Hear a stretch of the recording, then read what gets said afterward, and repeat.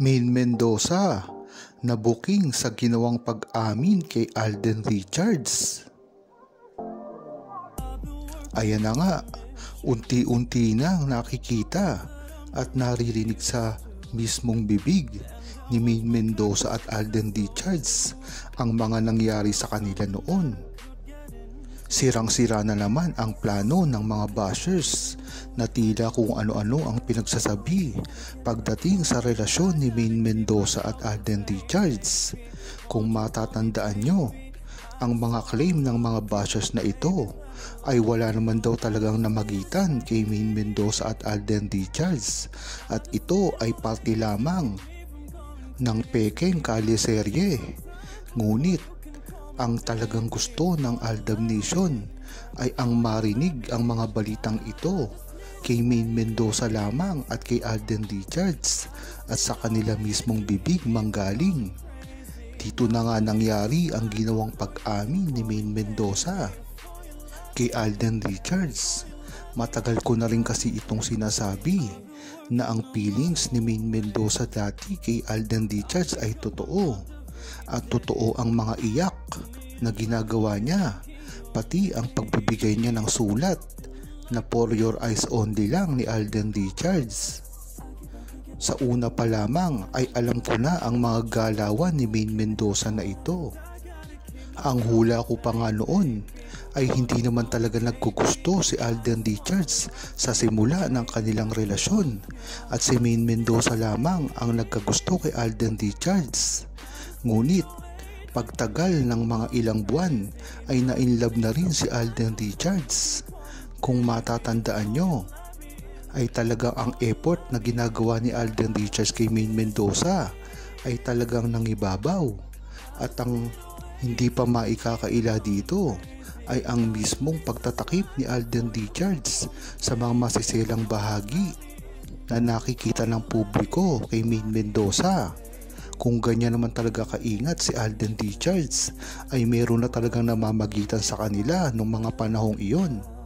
Sana nga ay paniwalaan nyo ang mga hinala ko dahil talagang totoo naman ang paghihinala ko dati.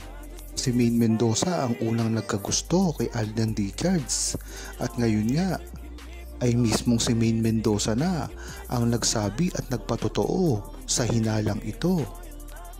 Ngunit ang hindi alam ng buong Aldab Nation at ng mga nanonood na mga casual kay Maine Mendoza at Alden Richards, ang sinasabi ni Maine Mendoza ay meron ding half-truth dahil nabuking na ni Alden Richards si Maine Mendoza dito nung sinabi niyang interview kay Boy Abunda na masaya siya sa kanyang relasyon. Matagal ko na rin sinasabi na hindi naman nanligaw si Alden Richards sa mga kasama niyang babae na mga nakasama niya sa trabaho kung hindi lang si Maine Mendoza. Ngayon, kung bakit sasabihin ni Alden Richards ito na nakatuon lamang kay Maine Mendoza at sa kanyang relasyon niya dito. Kaya dito mo talaga malalaman na tunay at totoo ang naging relasyon nila at wala dito na hindi dapat paniwalaan dahil ang Aldab Richard ay totoong kinasal. Hindi na nila ito na ibanggit sa publiko dahil ito nga ay isang pribado na talagang ginanapan pa ng ninong at ninang, ang TBJ at lahat ng kasama nila sa Itbulaga. Kaya dito mo palang malalaman na ang relasyon talaga ng Aldab at ni Maine Mendoza at Alden Richards ay totoo at wala itong halong pagkukunwari sa publiko. Yan nga ang dapat gawin ni Alden Richards at Maine Mendoza.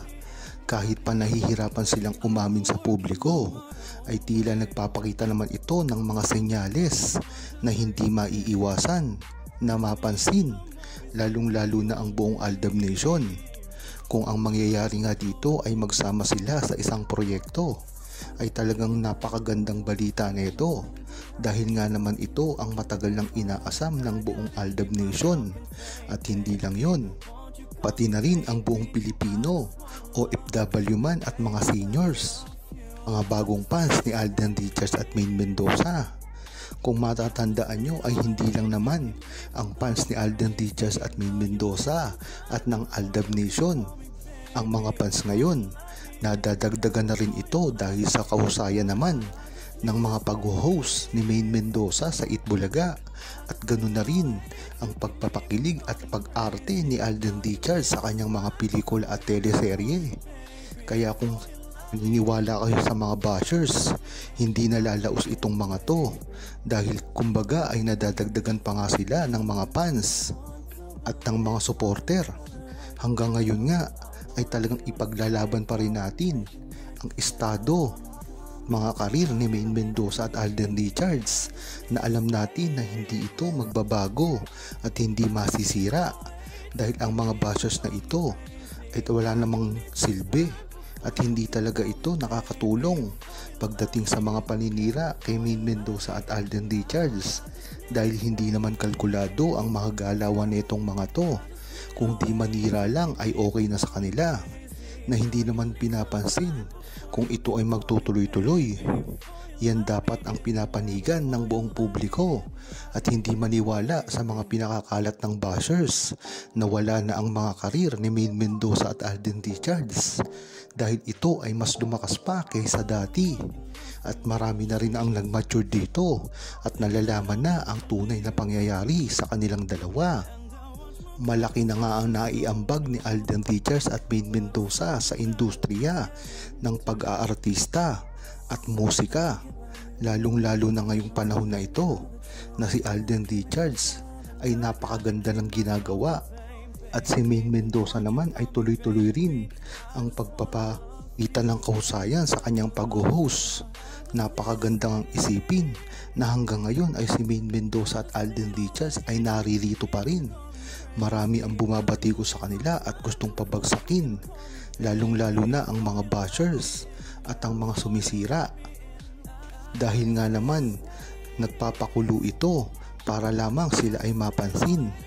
Kung matatandaan nyo ay hindi na rin ito bago pagdating sa mga karir at ang mga dating pinagdaanan ni Maine Mendoza at Alden Richards.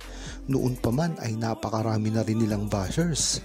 Kaya ngayon ay matalino sa sila at hindi na nila ito basta-basta pinapansin pa.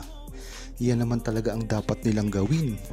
Kung dati kasi ang matatandaan nyo, ang mga bashers na ito at ang mga naninira kay Maine Mendoza at Alden Richards ay iisang tao lamang o pangkat at ito ay ang mga kalaban nila sa network. Talagang naapektuhan si Maine Mendoza at Alden Richards dahil napakabata pa ng kanilang karir at kailangan ay hindi sila masira dahil nga naman pagka may sumisikat na isang tao, napakabilis lamang ay madali lamang ito na masira. Ngunit napakaganda ng ginawa ni Alden Richards at Maine Mendoza. Ito ay hindi nila nilabanan ang paninira din sa kabila, bagkus nilabanan nila ito ng kanilang mga talento at pagpapakita ng magandang asal sa publiko. Huwag kalimutang mag-subscribe, comment at i-like ang video na ito. Thanks for watching! Come take a ride with me. I just need a taste.